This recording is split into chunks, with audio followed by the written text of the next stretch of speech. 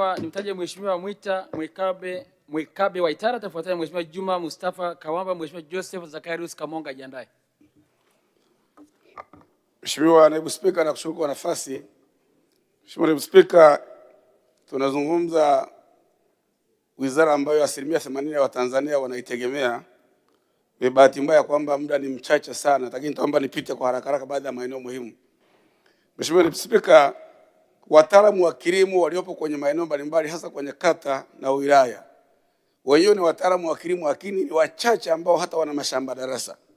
Shughuli ambazo wanafanya haziendani na kazi ambazo wanafanya. Watu wetu wanashindwa kujifunza. Ukimwita afisa kilimo aende kwenye shamba nakuta mkulima ni mtaalamu kuliko afisa kilimo. Mheshimiwa Waziri, inabidi jambo hilo ulione, watu wafanane na kazi ambayo wanafanya. Katika shule mbalimbali za msingi na sekondari kuna maeneo ya mashamba ya shule. Mheshimiwa Naibu Spika, mashamba haya ama ya makodisho na walimu au walimu wanalima vyakula vya biashara, lakini wazazi wanatakiwa peleke vyakula shuleni. Kwa nini watoto wasilime mashamba yao ya kitaalamu halafu wapate chakula hicho baada ya kupeleka chakula shuleni kwao? Lakini wataalamu wa hapa hata sio. Mheshimiwa Naibu Spika, wataalamu wetu maprofesa wanafundisha kilimo, lakini jioni wao wanaenda kufungua baa baada ya kufungua mashamba darasa. Hili nalo pia ni kitu ambacho kina discourage wanafunzi. Unamfundisha namna ya kulima vizuri, lakini kazi ambayo walimu wao wanafanya sio hiyo ambayo wanafundisha darasani. Lakini Mheshimiwa Naibu Spika, changamoto Tarime nalima kahawa, hakuna mnada wa pamoja. Mnada upo Bukoba, Mbinga, Mbozi na maeneo mengine. Unamtaka mkulima wa kahawa kutoka Tarime asafishe kahawa apeleke maeneo yaliyotaja, ni changamoto. Mheshimiwa Naibu Spika na Mheshimiwa Waziri, hili jambo liangalie. Bei ni ya chini sana. Hakuna hata viwanda vidogo vidogo kuboa kahawa ili uweze kuboresha thamani ya zao hilo katika eneo lile. Inapelekea watu kungoa kahawa na kuanza kulima mahindi.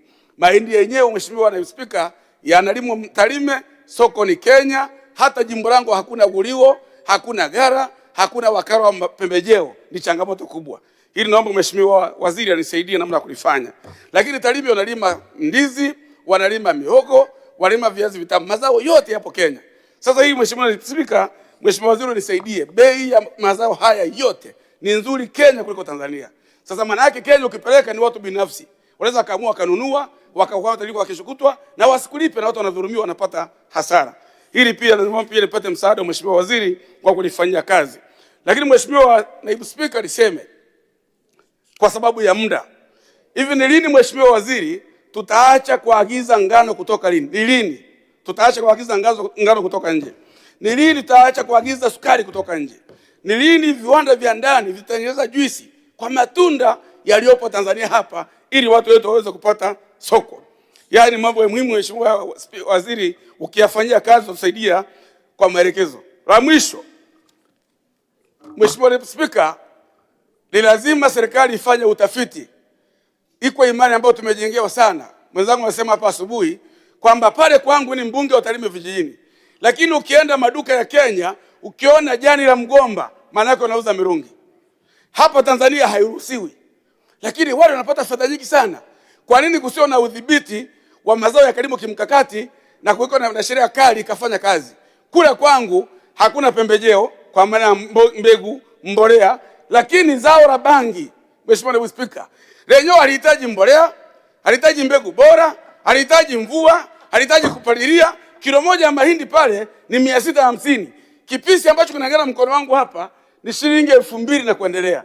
Hoja yangu ni nini?